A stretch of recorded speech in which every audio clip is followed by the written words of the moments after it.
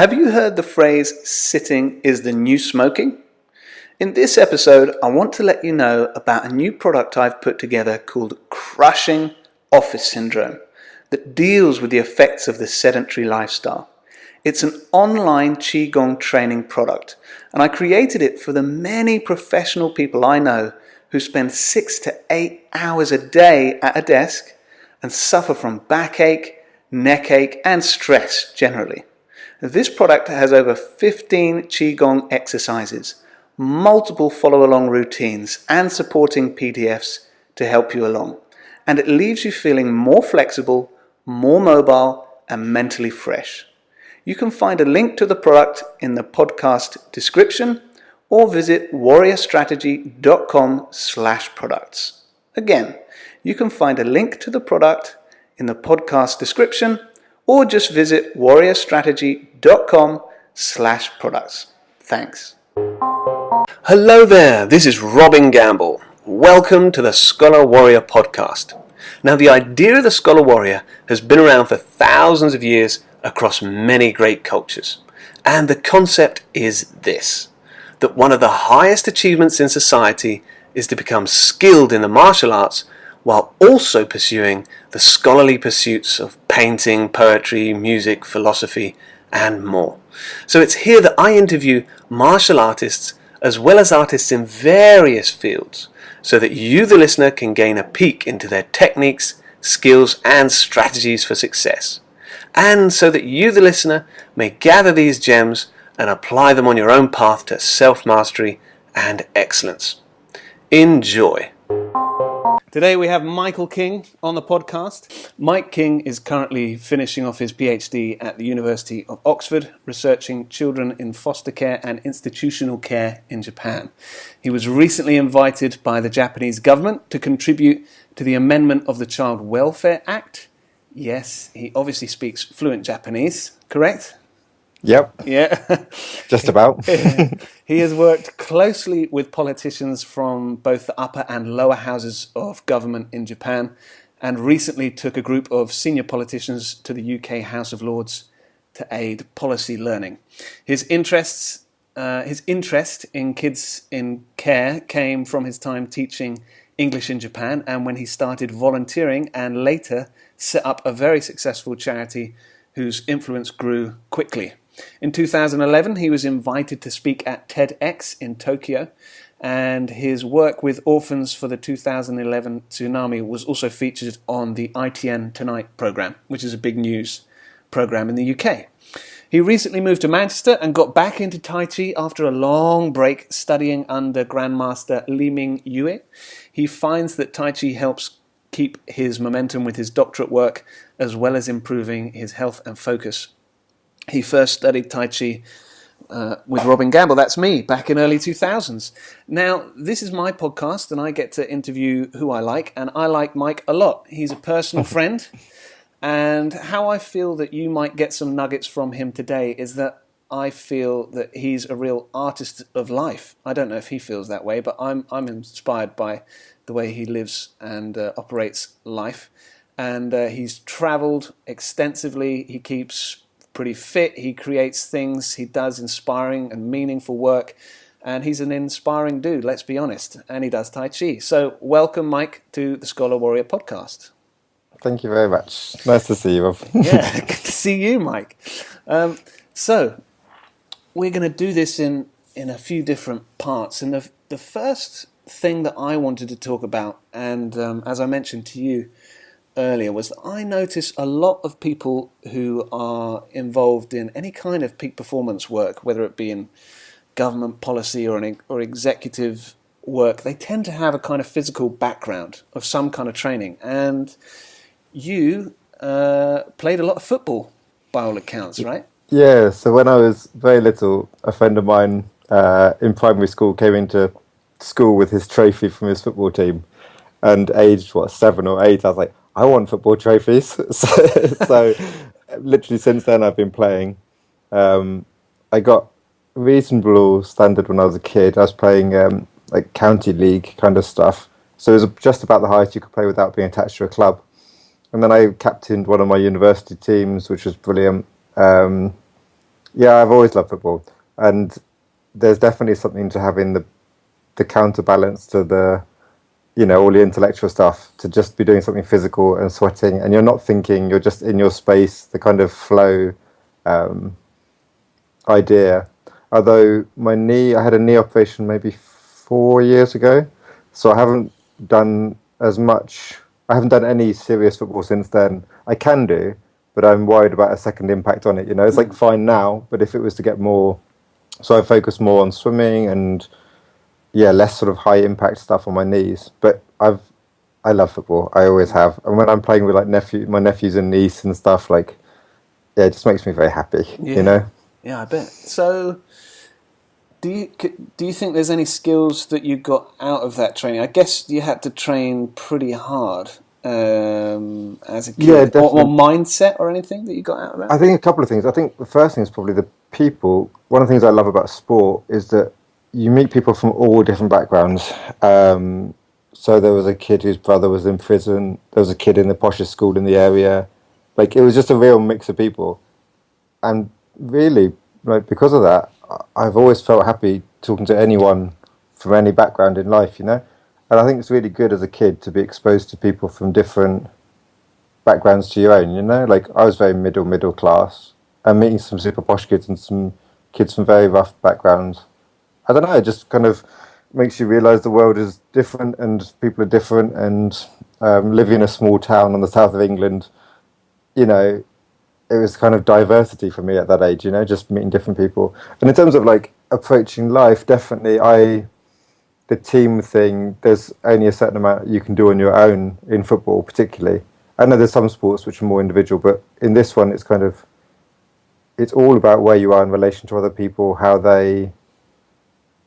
you work together, how you think together, and I think I've always kind of taken that forwards. The PhD stuff now is about what I'm doing now is about the most solitary, isolated thing I have and probably will ever do. I'm all about groups and networks and people, and yeah. So I think that's probably the biggest. And just I love the joy of playing. Finding something you love doing and just doing it is such a pleasure. There's one thing you may not remember this, but I remember chatting to you about football, and you said at some point, perhaps if you got a hard tackle or something, a little like a switch would flip. Oh yeah, yeah. I And had like a I was on the receiving end of this because I remember. Do you remember we had a grappling session in my place in Thailand one yeah. time? So Mike and I were grappling. We were wrestling basically, and We were close. we've been We were learning close. some techniques. And then I said, "Okay, let's really go for it." Michael has got a switch that when it's flipped, it's hard to turn off. He's pretty intense. Let's say he gets pretty intense. I was super impressed by how intense you can become. So how did you learn how to do that? I think that's probably like because I'm very, very calm in life in general. I think everyone needs an outlet. Some people are kind of medium stressed all the time, or like have little bursts where they get it out regularly. I don't really. I suppose I don't really let out my stress that often. So yeah, when I played football at university, I did get a collection of red cards and yellow cards, and I don't know. It's partly myself, but I usually get more annoyed if someone's kicking my teammate than if they're kicking me. If they're kicking me, I kind of think, okay, well, I respect you. You kicked me. But if they're kicking the littlest, the smallest player on the team, I'm like, no, I'm sorry. I'm gonna have to like boot you off the pitch. One guy I kicked so hard he had to roll off the pitch because he couldn't walk, and I was like, I'm sorry. I felt so guilty afterwards.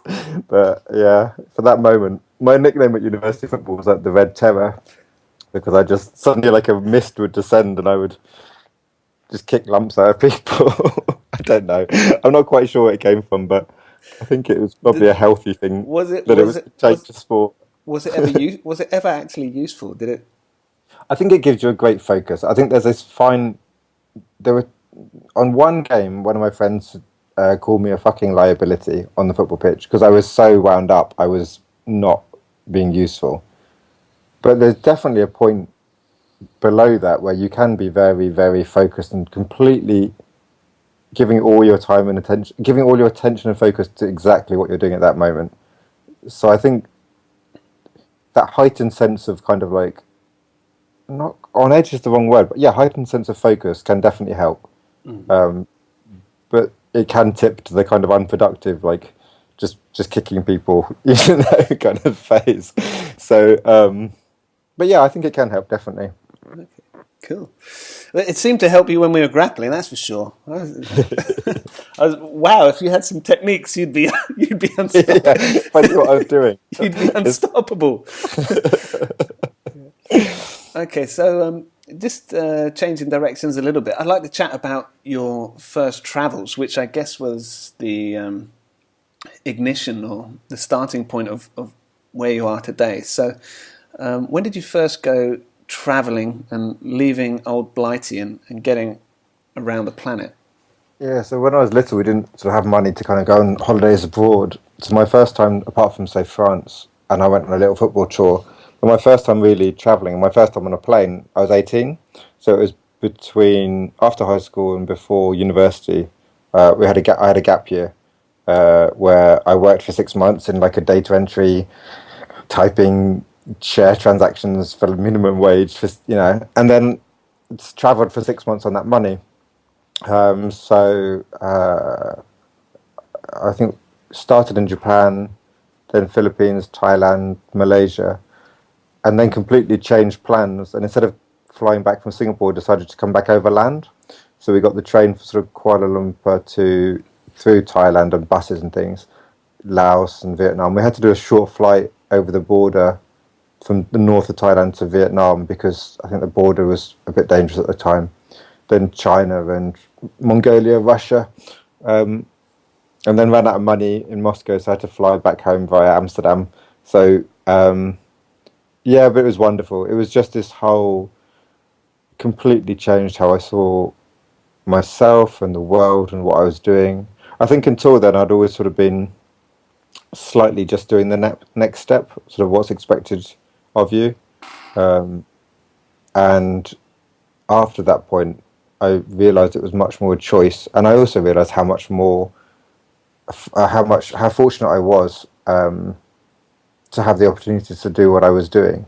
So just the fact that I could go to university, having seen some of the lives of people in different countries, I was like, wow, I'm so privileged and lucky to have this chance. I really have to work hard and make the most of it. And I did. I worked much, much harder than I would have done had I just plodded through from school to university to, you know, because I realised that yeah, it's just so lucky to have that chance to do it, you know.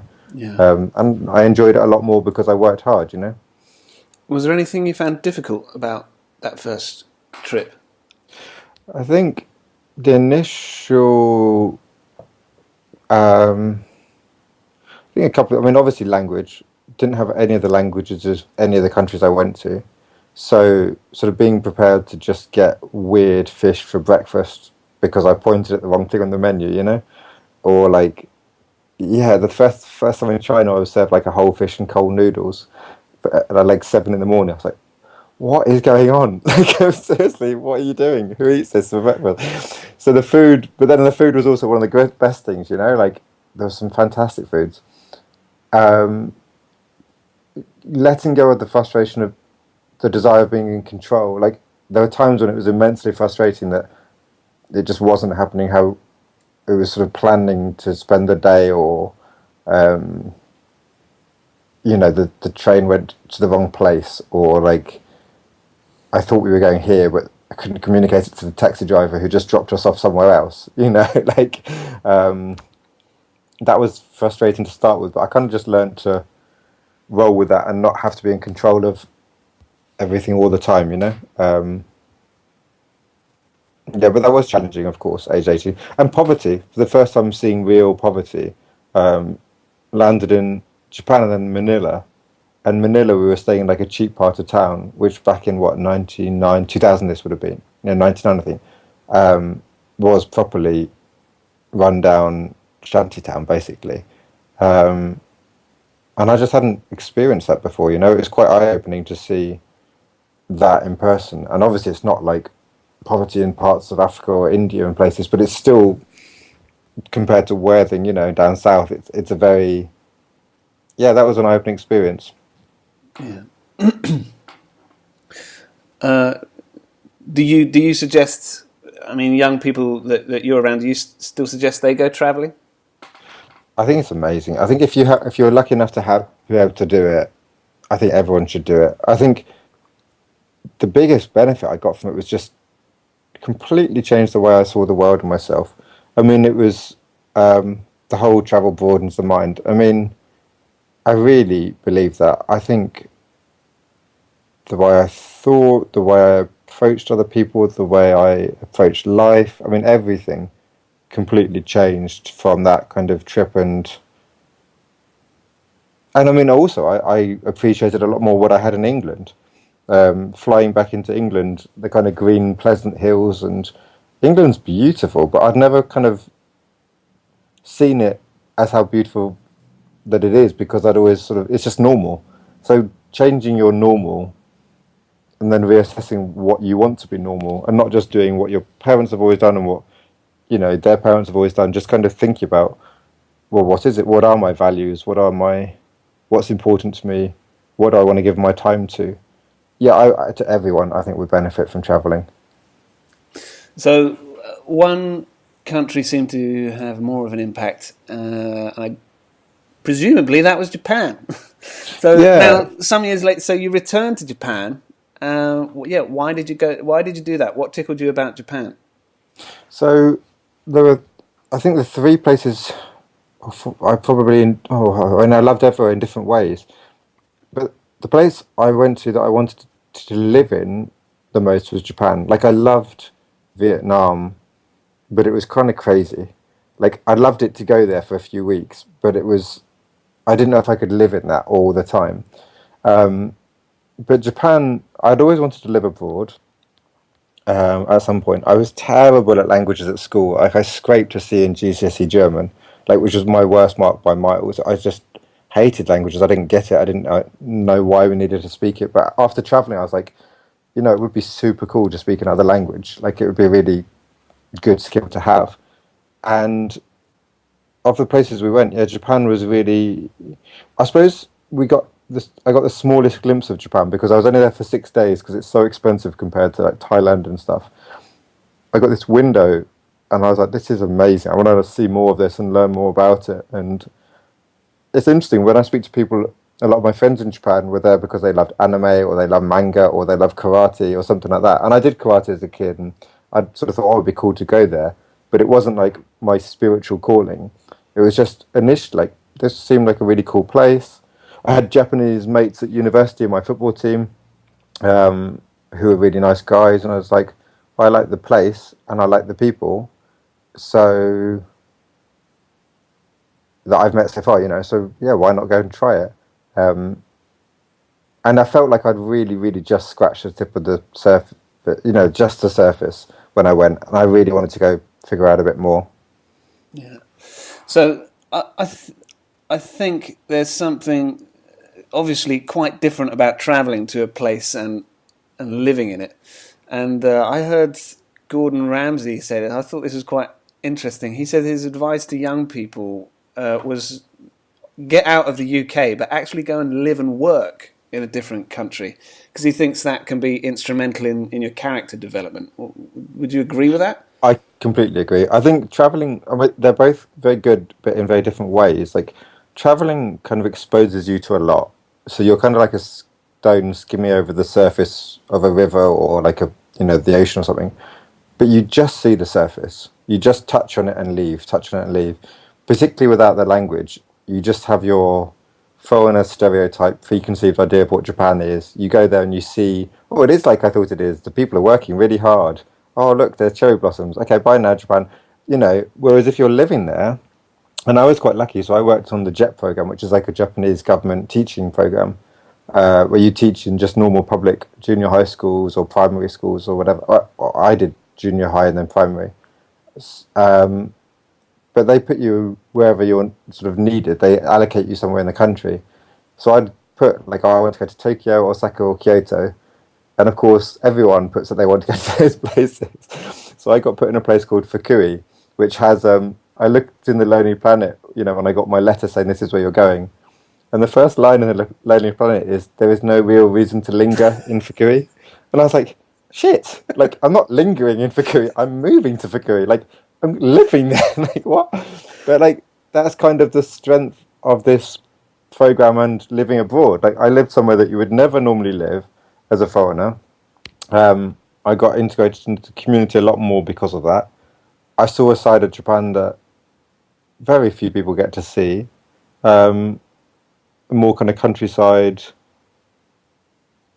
Yeah, just sort of an everyday. It'd be, I suppose, in England, it'd be like living in Norfolk or something like that. Like, as a tourist, you're not going to think Norfolk. That's where I've got to go. But it was a really lovely place to live, Um, and you definitely experience it completely differently. I mean, the first year, there's still kind of everything's new. You're figuring stuff out. You're learning some of the language. The second year, I enjoyed even more because it was kind of. I felt like all the culture shock, kind of, wow, this is different. Wow, what's going on? Had sort of dampened down a bit, and I could then start to enjoy it for the substance of what it was, not the new novelty aspect of it. Yeah. Could you tell us a story that reminded you that you were an outsider? Oh, so many times in Japan. Now, the one issue I have with Japan, as probably every country in the world, is that there is racism and sexism and this sort of stuff. And in Japan, it's actually quite pronounced, but partly because a lot of people genuinely don't know better. Like, a lot of the schools I'd go to, I would be the first foreigner the kids had ever seen, the first non-Japanese person the kids had ever seen, and certainly there would be a few Koreans or Chinese mixed, lineage people, but first kind of big white dude. And yeah, like, it's silly, but there was this 3-year-old in a school who just pointed at me and was like, "What is that?" And her teacher's like, "No, when it's a person, you have to say who, not what." And she was like, "Yeah, but what is that?" I was like, "Hey, kid." But like with super young kids and with elderly people, I never got offended at this stuff because I was like, you're like 90 or you're 5. Like, you have no idea. You're not doing this to be mean. You're not being malicious. You just don't know. But a lot of the times when Japanese people say, "Oh, you wouldn't understand. You're not Japanese." Oh my God, you can use chopsticks and you're white. Wow. Like, I feel like, yeah, okay, I am not a full member of the society. And actually, that was one of the reasons I left because I didn't want to live somewhere my whole life where I was an outsider. There are good things about being an outsider, and I'm doing my PhD now in Japan, so I still have a deep love for Japan. But it's kind of because you see the world differently as an outsider, which can be a good thing, but it can also be a bit draining as an individual living there. Yeah. So while you were there, you began volunteering with orphans. Could you tell us a little bit about that or how that impacted Yeah. you? Obviously, it did impact you. Massively, like, it completely kind of changed my direction in life, really. I mean, and it's so funny. I'd have never thought it would have done. It just grew. So it started with my ex was teaching a primary school. There was a kid there who was always kind of hugging her and very tactile. So she asked the teacher, like, what's up with this kid? Why they always want physical reassurance and just. And the teacher said, "Oh, they live in the institution up the road." And I was like, "Oh, we talked about it. I didn't even realize these things existed in Japan." And I suppose it's kids that in England or the States would be in foster care. So there are a few orphans there, but it's mostly kind of abuse or neglect, and kids that have had to be taken off the family for that. So we just went along to the person heading the place, like, can we come and volunteer? There's a lot of teachers here. We'd like to do something good. Do you need us to teach you English, or what can we do to help the kids? And the guy was actually really nice, and he just said, "Well, yes, you could come and teach English, but I think it'd be more valuable for the kids if there like 30 of you came, and there's 30 kids, and you're having one-on-one time and real attention for the kids." So we set up like this monthly visit to this institution, and then it dawned on us that, well, we had terrible Japanese at the time, me and my friends, and I was like, well, if we can do it, then anyone can do this. And there's teachers all around the country. So we set up a second one in the same prefecture that we lived in, just sort of saying to the people in the south of the prefecture, why don't you go to this one? And we helped them set it up, and they did it. And then we realized we had like a sort of model that you could replicate very simply, kind of franchise or whatever the word would be. And we set up a website with the help of a lot of people, and filled the content of how you find the local institution, how you'd approach them, sort of game ideas, what you'd do before your first visit, safety kind of tips, making sure there's always a staff member present. And I was quite strict with people. I didn't want people setting up unless it could be sustainable, because I thought it would be more damaging for these kids to have like 3 visits from a group who then disappear. The kids have had a lot of turmoil in their lives already, right? They've been taken off their families, they're living in institution. And I say institution, not residential care. In most countries, it's kind of, there is a little bit of residential care, but it's maybe 6 kids or something in a building. Here in Japan, the biggest one's like 159 kids in a building. So it is quite old school orphanage, dormitory, bedroom feel to a lot of the places. Oliver Twist, kind of. Yeah, that's exactly that kind of, this big warehouse of kids. So, yeah, we set up this website, and it turned out a lot of people were looking for an outlet to do something good. A lot of the teachers in Japan loved their time there and loved teaching, but also wanted to give something back, wanted to help. And this was just an outlet for them to do it. So it got quite big quite quickly. I think we had maybe 25 prefectures out of the 47 had volunteer visits. And we must have had a few thousand people volunteering over the time. And it was great. It was a really nice... It was quite a lot of time and energy setting it up, but as with the football, like, I just emailed everyone saying, does anyone want to help with this? Like, what would you like to do? And got 4 people who said, yes, I'd love to, who did help, loads, wrote a lot of the text, translated it to Japanese. The website was bilingual, so all of the institutions could look at it too and see what was going on, and it was great. It was a real pleasure to find something, a simple idea, just volunteering, and then kind of take it to that next level of, well, if we can do it, other people can do it too.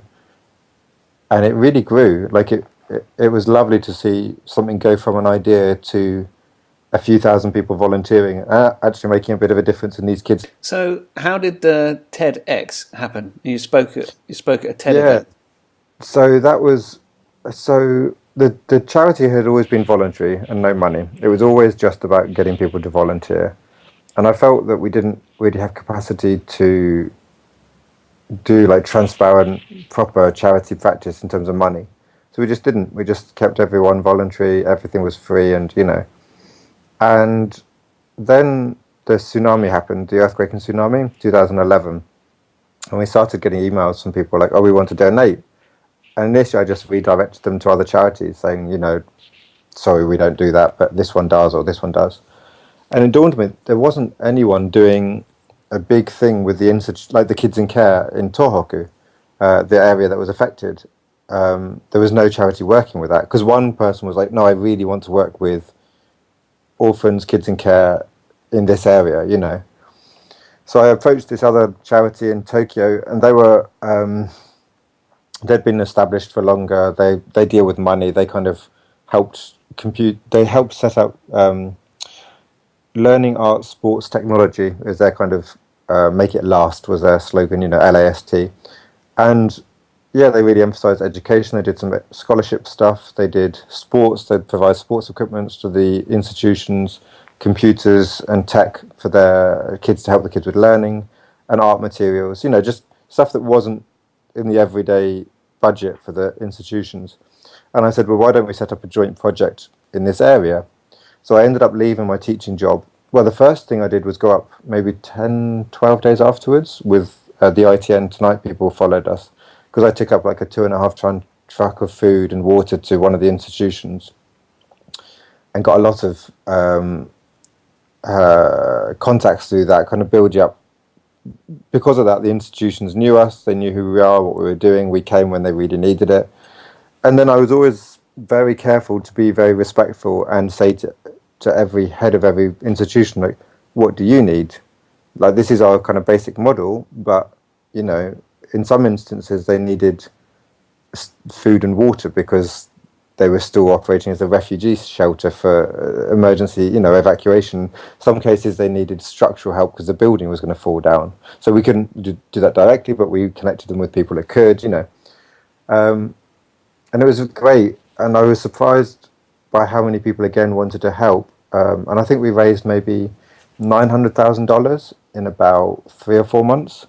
And we had like the National Philharmonic Orchestra gave music therapy to a group of kids from one of the worst affected areas, who'd literally seen their entire town get destroyed and burnt down, and a lot of their friends had died, you know, like really traumatized kids. And it was great to see it doing positive work. And then through that, through the Tokyo NGO, I had a connection with the guy who founded the TEDx Tokyo. And I got to know him well. He's a really amazing guy, really fantastic bloke. And we went to a talk where some charities were pitching to various businesses for investment in their charity under the corporate sponsorship, corporate social responsibility stuff. And I was just like, these presentations are terrible. Like, one of the charities said, we don't need any money, thanks, but we might need some later. And I was like, I respected them for doing that because that's what I'd always said all the way through. I was like, okay, well, if they're at capacity and they can't train people because they're really doing emergency humanitarian work right now, I respect that. But I was also like, surely there's a way that they could take on another person and use this as a platform to grow what they're doing on a much bigger scale, you know.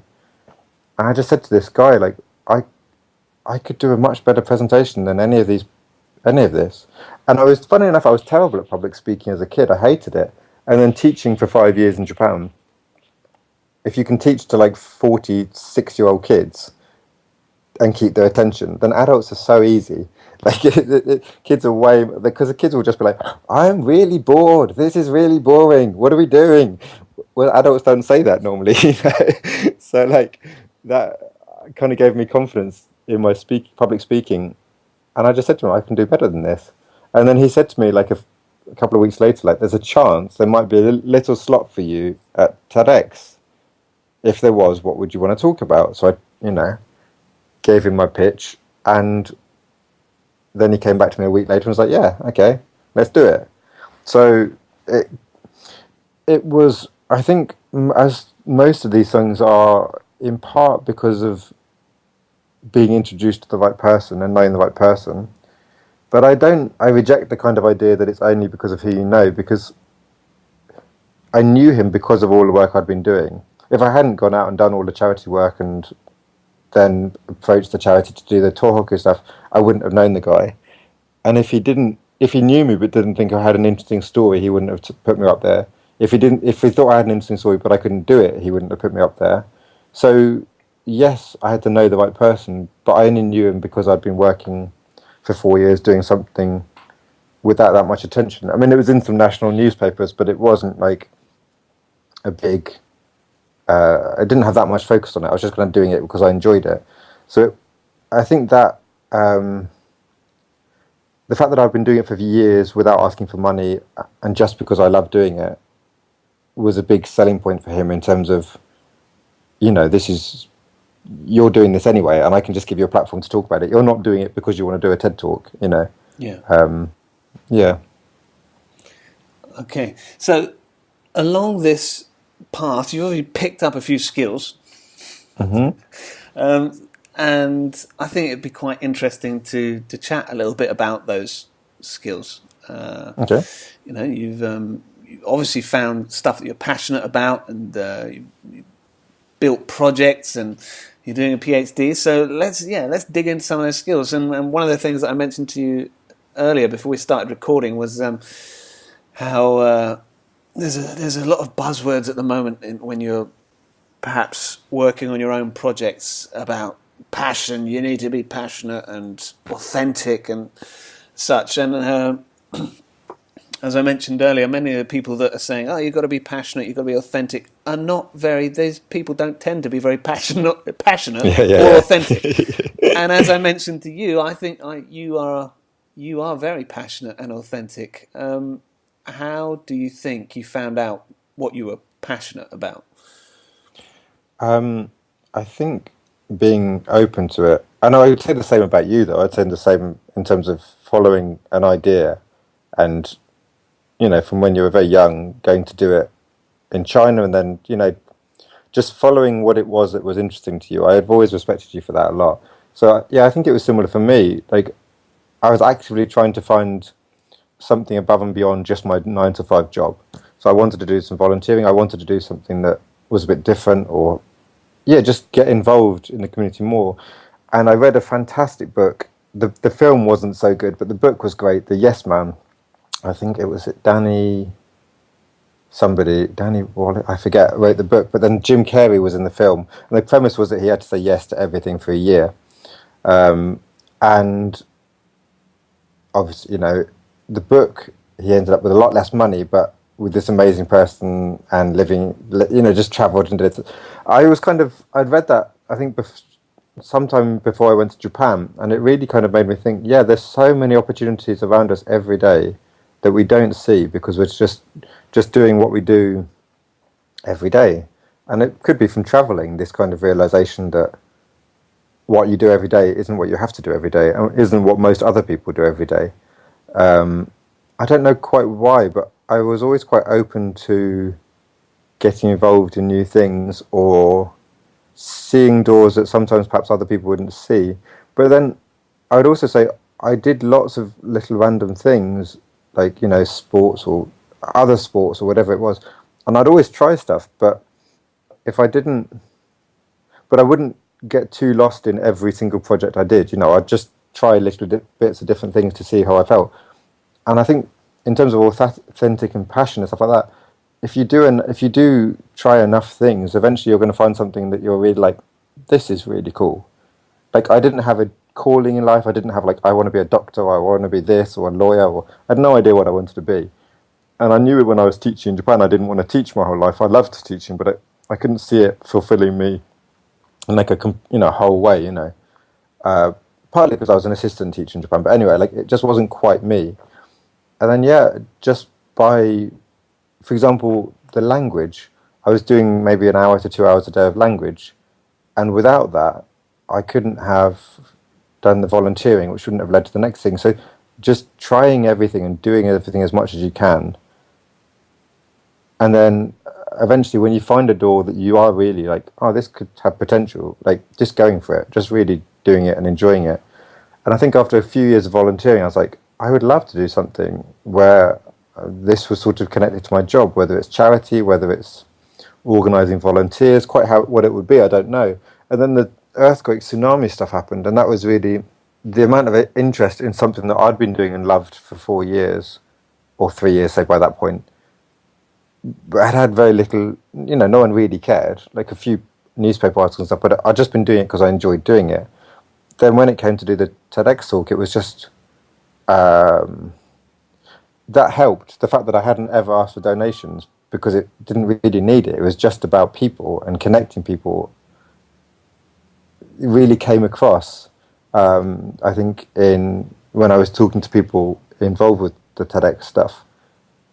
So in terms of finding what you're passionate about, I suppose it's being open to opportunity and not worrying if something isn't right for you, just leaving it behind and trying the next thing, and not getting too stuck in thinking this is what I have to do in life and I must do this because it's what my dad did, or what everyone else, how they've lived their lives. Like you can live a different, more creative life, like you're doing as well.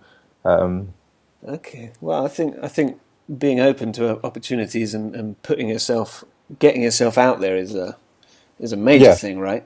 If you don't go and try a load of stuff, you're never going to know. Exactly. So you created a few projects out of what was effectively nothing. There was nothing, and then you created something. So and there's a lot of people trying to do that today. Are trying to create their right job or a project or something. So if you could sum up maybe 2 or 3 qualities that you think are needed for creating something, what would they be? It doesn't have to be like do step A and then do step B, but maybe just some mindsets, like you said, that you found useful. I think appealing to those around you that you know and trust for their advice and their input and their help. I think the biggest reason it worked was that when I emailed my friends in the area in Japan saying, this is my idea, I was super open with it because it wasn't like a company. I didn't have to worry about protecting my information. It was just like, here's my idea. What do you think? How could we do this better? Who wants to be involved?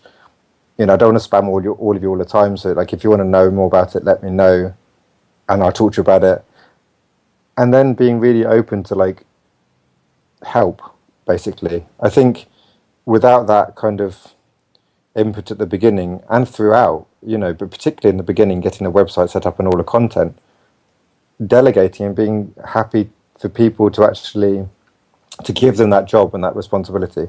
You're in charge of this section of the website. You can write whatever you want. This is the main kind of thing I want to. This is the main thing I kind of want to cover, but it's yours. And not holding on too tightly to all the details. Let me kind of keep a bigger picture of, okay, well, if we can do it in a different prefecture. And how would we do that? We contact having that balance of input and help on a real detailed level, but also on the big strategic, okay, well, where do we go with this? How do we make this bigger? Yeah, so I would say looking to the people around you that you trust for their input, being open with those that you trust. And it was easier for me, I appreciate them, with some companies would be, about ideas and stuff. And I suppose being humble, like not thinking you've solved the answer to everything, because then you'll do it your way and it will just be very narrow and tight and focused. And a lot of charities end up doing that, where they have their model and they just do just that, as opposed to what we tried to do, which was talking to the heads of the institutions. What do you actually need? Rather than us coming in and giving you some footballs and computers, what do you actually want? You know, meant that we could keep growing and keep it, without engaging with the people that you're either trying to help or as customers, and really understanding what moves them and what's important to them. I don't think you can create something of that much value, sort of just locked away in your own shed, you know? Yeah. So after you created that thing, how'd you move on? How did you move on from that? It's funny because Talking about big picture stuff. Yeah, so I'd moved to the area, tsunami area, and I'd kind of been working with the institutions up there. And the more I was working with them, it kind of just kept coming back to me slowly, like over time. It kept coming out to, why do they have these massive institutions? Like, surely in England, the kids would be in foster care families. So you have adoption and foster care. Adoption is where you legally become a kid in that child, a kid of that family. You know, you're now a member of that family. Foster care is where you go to a family for a bit, and then the idea is you'll probably go home, usually, to your parents. But, you know, it's professional care in like a family setting, you know? And I just kept thinking, why are there like babies? Because there's 0 to 2 are in one institution, and then 2 to 18s in another institution. So again, this is one of those moments where I kind of managed somehow not to get lost in the details of how to make something just better, and actually just step back and question everything that I was doing. Like, so I'm helping these institutions, and I'm helping the kids in the institutions to have a bit better life, you know, just marginally.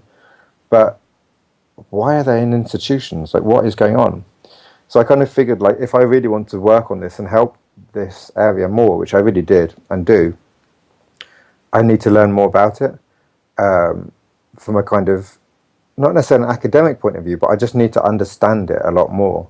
And the best place to do that for me was at university, because without stepping back a bit and looking at, okay, so, you know, the kids in care, that's part of the welfare system. How does the welfare system work in Japan?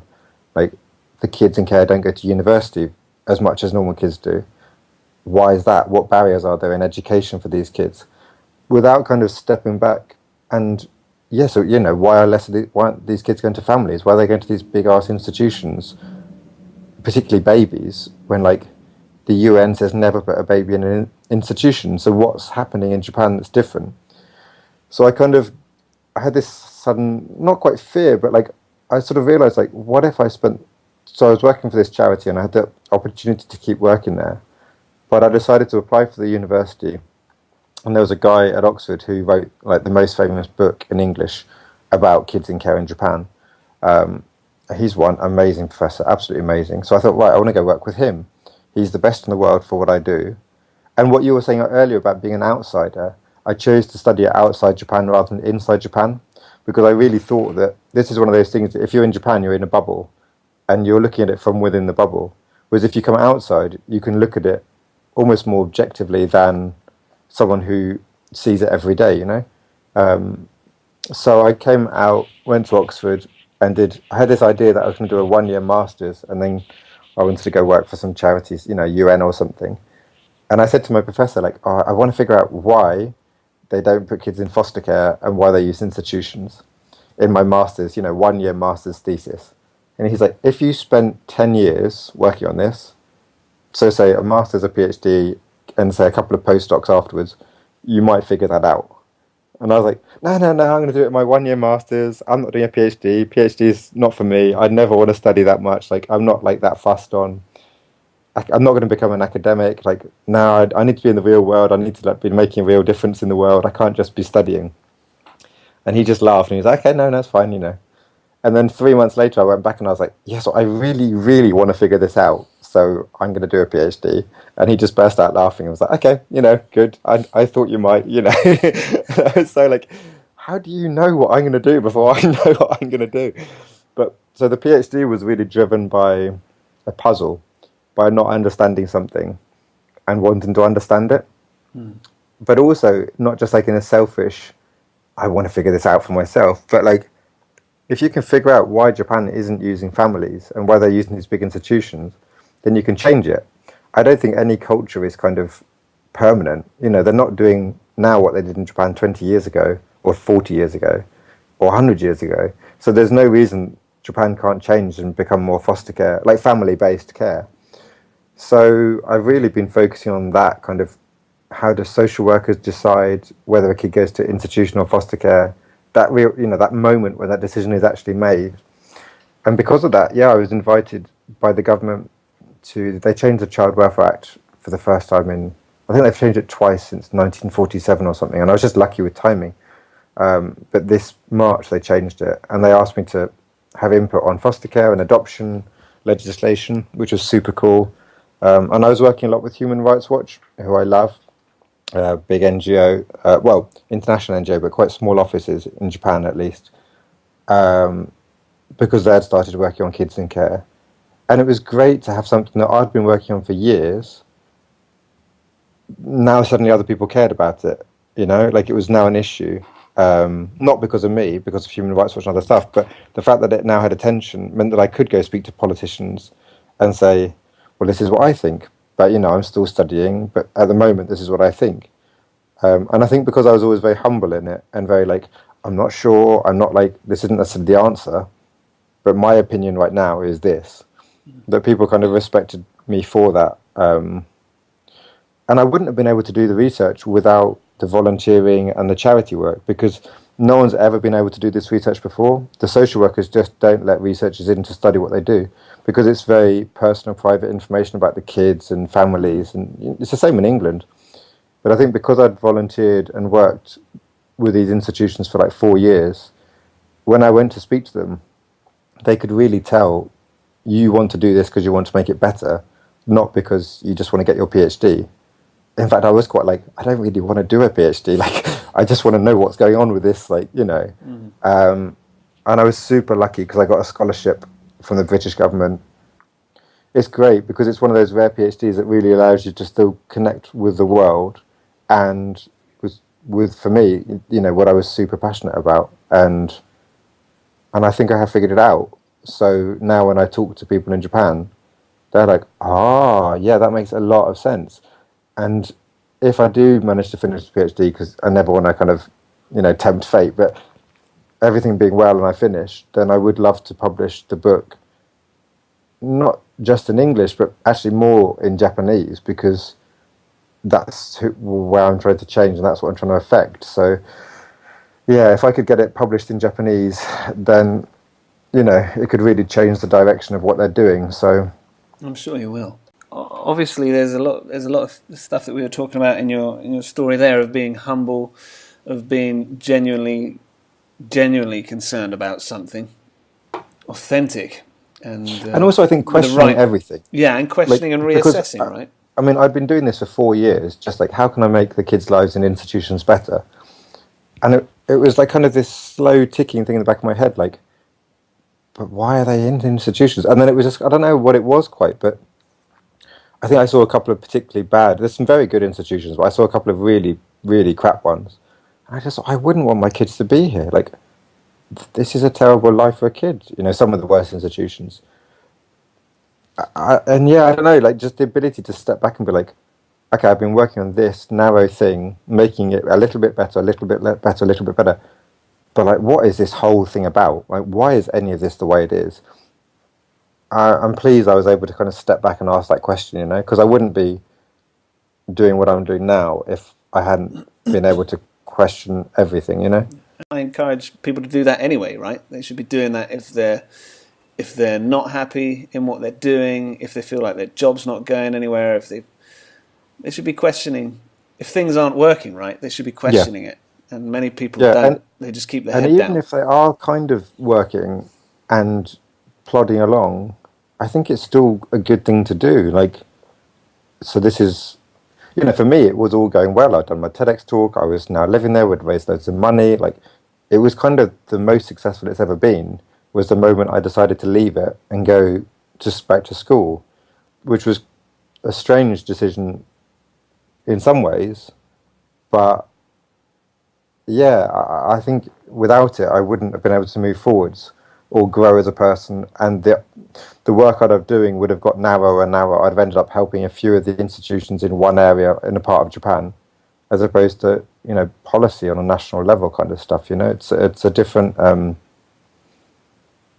Yeah, I suppose so. Even when things are going well, I would Still stop to question. reevaluate what you're doing and why you're doing it, and if it's really the best thing you can do with your time and energy. You know. Speaking of which, I'm going to be respectful of your time and round up with a few bonus questions. Okay, are you Good ready for stuff. these? Yep, I'm ready. On a scale of 1 to 10, how weird are you? Um, I'd say maybe 7 or 8. I think I'm weird in that I follow what I want to do in kind of a selfish way a lot more than a lot of other people do. Like the PhD stuff, you know, I've been doing this for 5 years now, which is mad, like when I think about it. But in terms of normal life, I'm not that weird. So I don't know, somewhere between like a 5 and an 8, depending on what you're asking. Yeah, well, ask your friends, Mike. I'll ask my friends. What would someone who doesn't like you say about you, do you think? um, that's a good question. Um, I don't know. So I try to never say anything about someone that I wouldn't say to their face. So I don't have that many people that don't like me. But I suppose what would be um, that I don't let go of stuff, I suppose. I think sometimes when I get stuck on an idea, I will pursue it past the point of it being a good idea to do so. So yeah, I think that not quite stubborn, but like unwillingness to let go, I think would be my biggest flaw, I think. Okay. What's your favourite quote? Oh, I have so many. You can give two or three if you need to. I mean, my favorite idea ever is the Darwin evolution thing, because I just love the simplicity of stuff that people have been trying to figure out in every culture and every country all around the world forever. And then one guy just goes, survival of the fittest, 4 words. And like it just completely changed religion, it changed philosophy, it changed how people viewed nature, how people viewed people. Like, as an idea, like it's just breathtaking, you know? Um, and how it changed the world is extraordinary. Um, I know it sounds silly, but they're like the row your boat merrily down the stream. Life is but a dream. Is also quite a nice one because it kind of reminds you of life is so fleeting and transient. You just have to not just be happy, but like, you know, you're working, rowing your boat, you're it is about being merry and happy with your friends and those around you. But it is over so quickly that you really have to kind of enjoy it while it lasts, you know. And I think my favourite silly quote was Winston Churchill when he was given, he was being obnoxious to some woman, and she said, if I was your wife, I would put poison in your tea. And he said, if I was your husband, I would drink it. Which I loved. I love that kind of quick wit of it's genius. He had a few of those. A few of those, I suppose. A quote, an idea, and a silly nursery rhyme, I suppose. Great. Those are great. Any resources or places you'd send people to that were listening to this and wanted to know more or do something connected with what you were talking about? So if you are living in Japan on the off chance, then I would look at the Smile Kids Japan website. So Smile Kids Japan. Japan is the website. Is the website. .org, I think it is. .org. And in terms of other resources, figure out something you're interested in. If you've always wanted to learn cooking or you've always wanted to learn Italian or something, go and do it. I read a book the other day about sign language, the history of sign language, and I was like, that would be amazing to speak sign language, and it changes the way your brain works. So I was toying with doing some sign language classes or something, you know. So whatever it is you're got that little I wonder if I might just go do some classes and see if you do. So be curious. Yeah, exactly. And follow up. Yeah, definitely. Mike, it's been an absolute pleasure having you on here. It's been lovely. And chatting It's been wonderful. Yeah. So thanks so much. And thank you very much for having me. It's been great. It's been nice to chat. Excellent. So thanks again, and we'll speak soon, I'm sure. Hey guys and girls, before you go, I want to tell you about the Mindfulness for Modern Life bundle I've created for you. You can get this for free when you sign up for updates at warriorstrategy.com. Now in this bundle, you're going to get an 8 Tai Chi Chuan Performance Enhancers PDF, a powerful Qigong video, and a mindfulness audio track. So what are you waiting for? Head on over to warriorstrategy.com. Hey, this is Robin Gamble, thanking you for listening, hoping you enjoyed the content, and kindly asking you to share with your friends if you did. Thanks again, and see you next time.